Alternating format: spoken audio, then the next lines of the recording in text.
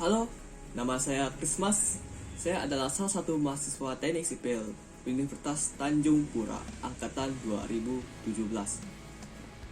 Pada kesempatan kali ini saya akan membahas salah satu materi yang ada pada mata kuliah Manajemen Resiko Konstruksi, yaitu RBS. Nah, RBS itu apa? RBS itu adalah singkatan dari Risk Breakdown Structure. Jadi RBS itu kita membedah kemungkinan resiko yang bakal terjadi pada saat pembangunan suatu infrastruktur, seperti resiko yang bakal terjadi pada saat kita membangun gedung, jembatan, atau semacamnya. Nah, pada kesempatan kali ini saya akan menjelaskan salah satu RBS yang saya dapat, yaitu RBS dari proyek jalan raya. Nah, bisa Anda lihat dari layar ini, nanti saya akan tampilkan diagram RBS ya. Jadi di diagram ini ada tiga cabang lagi ya dari proyek jalan rayanya. Pertama itu dari proyek jalan raya kita membaginya menjadi tiga. Satu, pekerjaan pendahuluan, kedua itu pekerjaan umum, ketiga itu pekerjaan jalan aspalnya. Nah, untuk yang pertama, di pekerjaan pendahuluan terbagi menjadi dua lagi.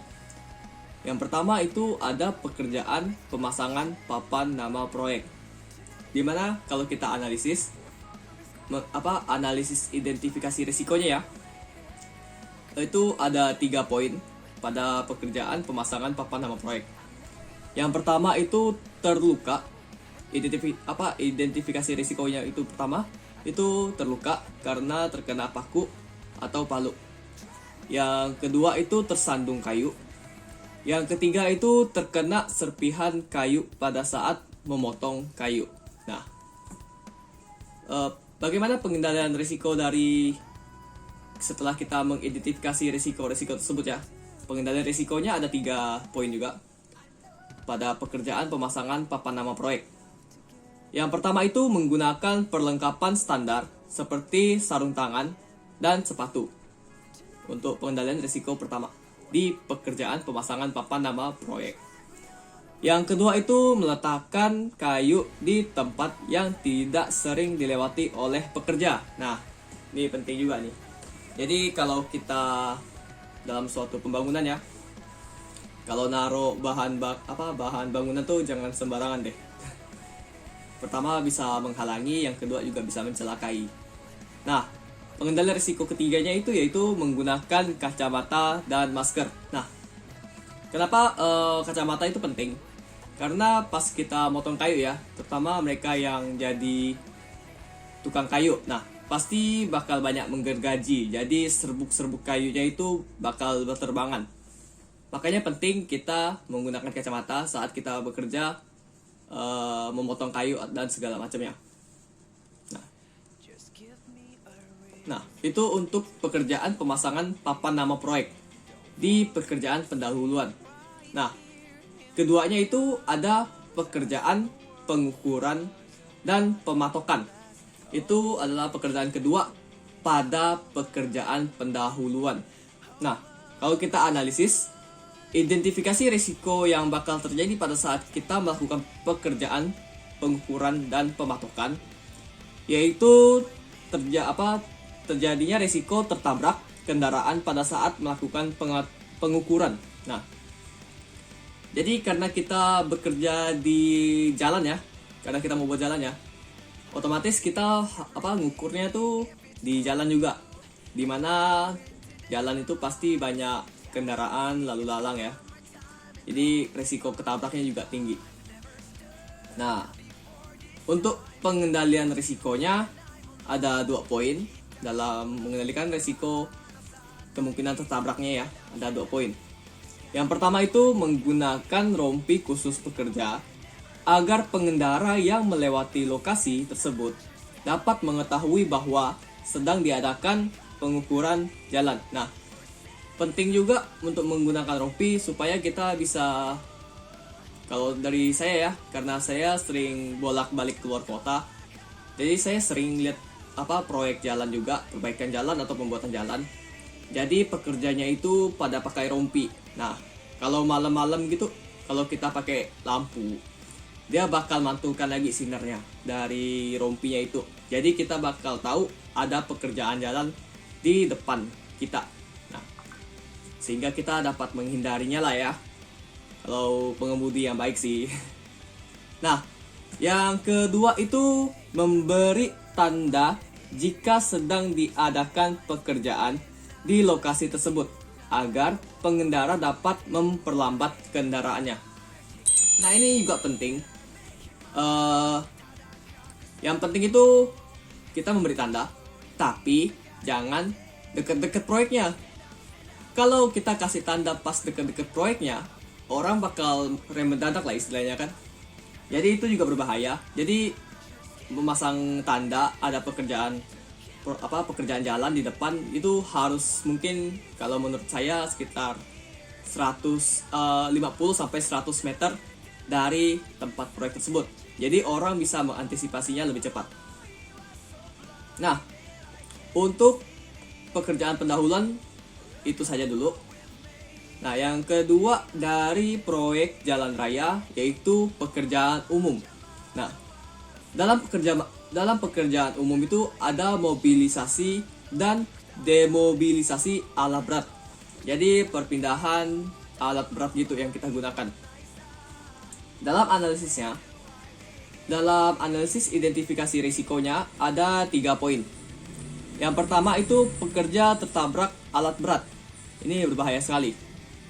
Tidak ada nego itu kalau udah ketabrak alat berat. Yang kedua itu pekerja terpapar debu.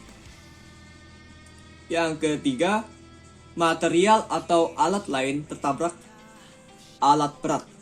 Ya, jadi bahan-bahan kita juga ada kemungkinan bisa rusak kalau ditabrak alat berat juga. Kalau kita naruh sembarangan lah. Jadi kita mencegah resikonya tadi di pertama, yaitu penempatan bahan-bahan di tempat yang tidak menghalangi pekerjaan. Nah, dari ketiga identifikasi risiko tersebut pada pekerjaan umum, pengendalian risikonya ada 4 poin. Yang pertama itu memastikan tidak ada pekerja yang berada di dekat alat berat, kecuali pengemudinya. Kalau pengemudinya tidak dekat di alat berat, siapa yang nyetirnya nanti gitu. Nah, kedua, menjaga jarak aman antara pekerja yang lain dan alat berat. Ya, tetap masih menjaga jarak. Ketiga, pekerja menggunakan perlengkapan K3, helm, masker, rompi, kacamata, dan semacamnya. Yang penting kita menggunakan alat perlindungan ya, keamanan K3 pekerjanya. Nah, yang keempat itu meletakkan material dan alat lain di tempat yang tidak terjangkau oleh alat berat yang akan digunakan. Yaitu kita naruh bahan di tempat yang tidak akan mengganggu pekerjaan lainnya. Nah, untuk pekerjaan umum pada proyek jalan raya cukup sampai situ, identifikasi risiko dan pengendalian risikonya. Kemudian kita lanjut ke poin ketiga. Poin ketiga pekerjaan dari proyek jalan raya. Poin ketiganya itu ada pekerjaan jalan aspal. Nah, kalau kita bagi lagi, pekerjaan jalan aspal itu ada 2, yaitu pekerjaan lapis perkat atau take hold. Yang kedua itu pekerjaan lata sir atau kelas B. Pekerjaan lata sir kelas B ya, kelas B. Nah, dalam kedua pekerjaan ini, di pekerjaan lapis perekat take hold atau pekerjaan lata sir kelas B, itu ada 1, 2, 3, 4, 5. Nah, ada 5 poin di sini. dalam pekerjaannya. Yang pertama itu pembersihan perkerasan lama. Jadi kalau ada jalan sebelumnya, jadi kita bersihkan dulu jalan sebelumnya, baru kita buat jalan barunya lagi. Nah, dalam poin pertama dari pekerjaan ini, pekerjaan jalan aspal ini, di mana pembersihan perkerasan lama, itu kalau kita analisis, identifikasi risikonya itu ada 3 poin. Yang pertama itu terjadi iritasi kulit, mata, dan paru-paru akibat debu kering. Nah, itu udah pasti lah ya kalau kita bekerja di jalan gitu, apalagi kalau jalannya masih tanah gitu ya.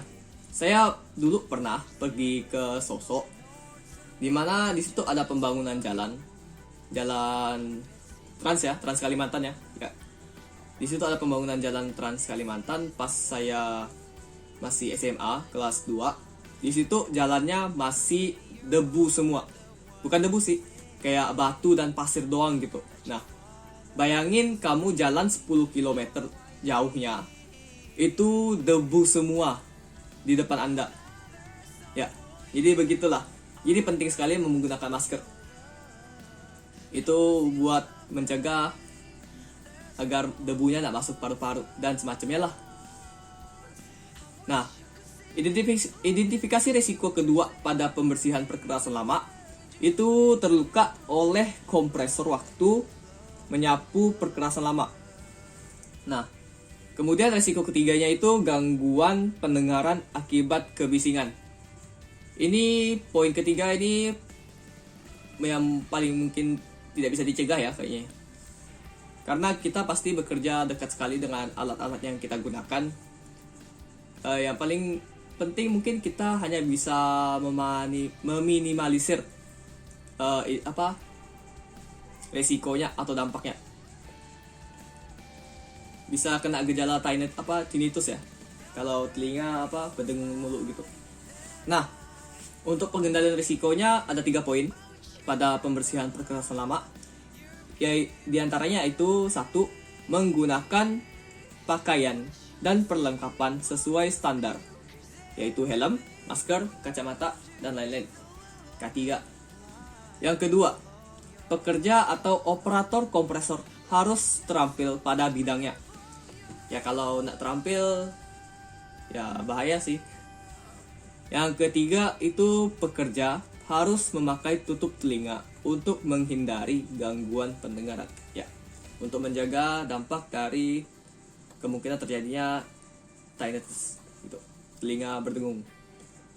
Nah, itu untuk pekerjaan pembersihan perkerasan lama. Nah, untuk pekerjaan keduanya yaitu penyemprotan. Kalau kita analisis identifikasi risikonya, ada 4 poin. Yang pertama, terluka oleh percikan aspal panas. Ya, itu pasti sakit banget sih itu. Yang kedua, itu terjadi iritasi terhadap mata, kulit, dan paru-paru akibat uap panas. Ini pasti bahaya sekali sih ya. Apalagi kalau kita panaskan aspal gitu, dekat-dekat, nggak pakai masker. Wah, nggak bisa saya bayangin. Yang ketiga itu kerusakan pada pohon, struktur, atau bangunan yang berdekatan dengan lokasi penyemprotan. Ya, kalau kena aspal aja ya, langsung melepuh kali kalau kena aspal panas. Apalagi kalau kena bangunan. Yang keempat, terluka oleh pipa penyemprot yang panas. Ya, panas ya aspal. Nah, untuk pengendalian risiko dari pekerjaan penyemprotan ini ada 2. Yang pertama itu menggunakan pakaian dan perlengkapan sesuai standar, yaitu helm, masker, dan kacamata. Ketiga lagi, jadi itu betapa pentingnya K3 ya dalam suatu pembangunan. Nah, yang kedua itu pekerja harus terampil pada bidangnya serta menjaga agar tidak ada orang luar maupun pekerja lain berada di tempat penyemprotan dan pompa aspal atau aspal sprayer bekerja menyiram aspal pada lokasi pekerjaan. Jadi sebelum kita nyemprot pasti lihat dulu lah ya, apakah Gak ada orang ini, nah mungkin kan kita nyemprot di tempat yang ada orang lagi berdiri di situ. Itu bisa kena marah itu sih. Bukan lagi kena marah itu. Nah, untuk pekerjaan penyemprotan cukup sampai situ. Analisis resikonya. Kita lanjut ke pekerjaan ketiga, yaitu penghamparan. Nah, untuk pekerjaan penghamparan kita analisis identifikasi risikonya. Terdapat 6 poin. Yang pertama, terluka oleh percikan aspal panas. Yang kedua, terjadi iritasi terhadap muka, kulit, paru-paru akibat uap dan panas dari aspal. Ketiga, terluka oleh mesin penghampar atau finisher. Yang keempat, terluka oleh dump truck saat menuangkan hot mix ke dalam finisher. Yang kelima, terjadi kecelakaan atau terluka akibat jarak antar pekerja terlalu dekat. Yang keenam, terjadi gangguan lalu lintas. Nah, yang mau saya jelaskan sedikit mungkin itu ya, terjadi gangguan lalu lintas. Karena paling terasa sekali kalau kita lagi ada pembangunan jalan atau perbaikan jalan, itu pasti terasa sekali gangguan pada lalu lintasnya. Bisa menyebabkan kemacetan. Nah, untuk pengendalian risikonya pada pekerjaan penghamparan ini ada 4 poin. Yang pertama, menggunakan pakaian dan perlengkapan sesuai standar. Helm, masker, kacamata, dan lain-lain. K3 lagi. Apa pentingnya K3 ini? Nah, yang kedua, menjaga agar tidak ada orang luar maupun pekerja lain berada di tempat penghamparan ketika mesin penghampar aspal atau finisher bekerja menghampar hot mix di lokasi pekerjaan. Yang ketiga, menjaga agar tidak ada orang luar ataupun pekerja lain berada di tempat di mana dump truck sedang menuangkan hot mix ke dalam finisher di lokasi pekerjaan. Dan yang keempat, memasang rambu-rambu sementara serta mengatur lalu lintas dengan cara mengerjakan pekerjaan setengah bagian terlebih dahulu. Ya. Jadi kalau siapapun ya, kalau sering keluar kota pasti kalau ketemu perbaikan jalan atau pembangunan jalan pasti lihatnya selalu dibuat setengah dulu atau satu jalur dulu dibuatnya. Lajur ya, satu lajur dulu dibuat, baru lajur sebelahnya. Nah, untuk identifikasi dan pengendalian risiko pada pekerjaan penghamparan sampai situ dulu. Kemudian kita lanjut ke pekerjaan keempat, yaitu pemadatan.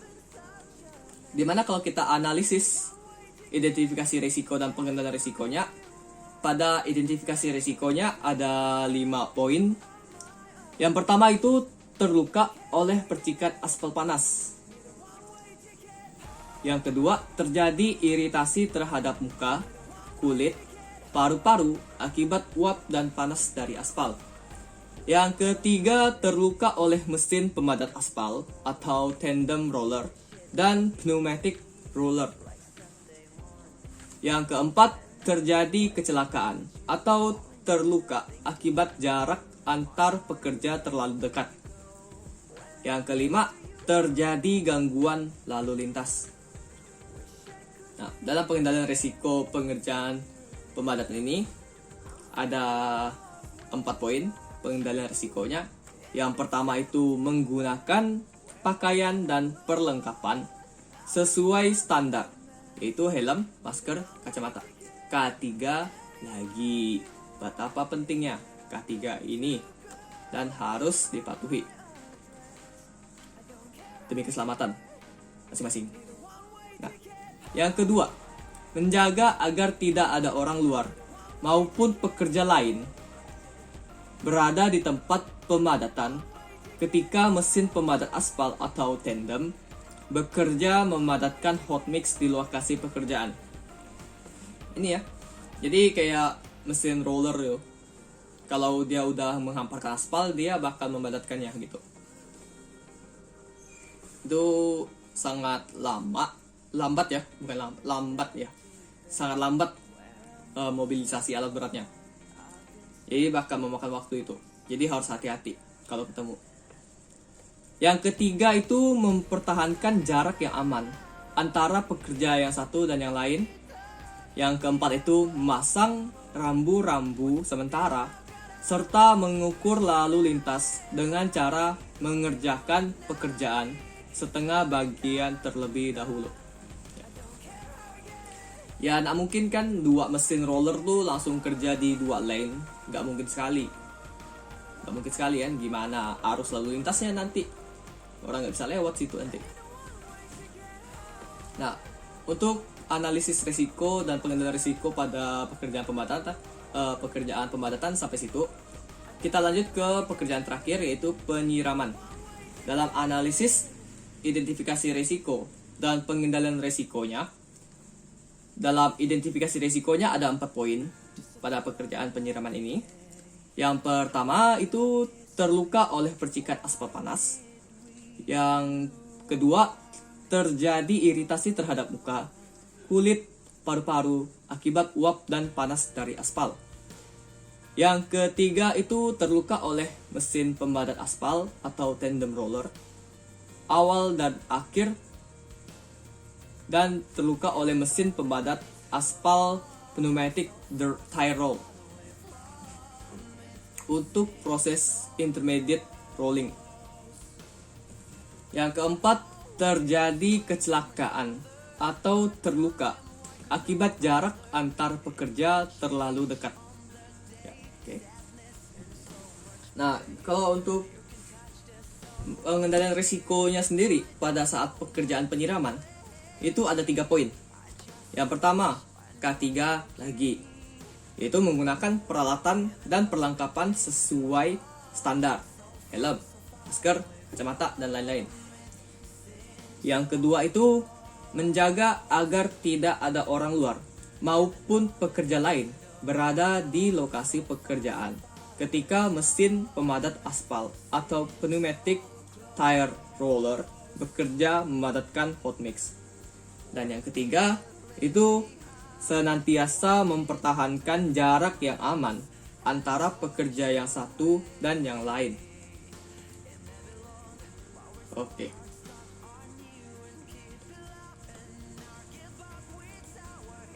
Itu sekian dari Risk Breakdown Structure atau RBS dari proyek jalan raya. Panjang ya ini ya. Panjang sekali. Lumayan juga. Jadi kalau dalam proyek jalan raya ada 3 pekerjaan, dan semua pekerjaannya harus kita identifikasi risiko-risiko yang bakal terjadi, dan kemudian kita lakukan pengendaliannya agar kita mencegah risiko tersebut terjadi. Sampai sini ada yang mau ditanyakan? Kalau ada yang ingin ditanyakan, silahkan isi pada kolom komentar di bawah ini. Dan untuk penjelasan RBS kali ini, sekian sampai di sini dulu. Jadi akhir kata, saya Christmas, saya ucapkan terima kasih sudah menyaksikan video ini. Sampai jumpa kembali.